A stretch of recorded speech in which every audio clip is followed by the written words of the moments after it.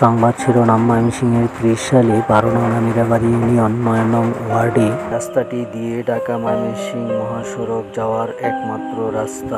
এই রাস্তাটি নাজেহাল অবস্থা প্রশাসনিক দৃষ্টি আকর্ষণ করে এলাকার স্থায়ী জনসাধারণ ৩০ সাল প্রশাসনের সহযোগিতা কামনা করেন।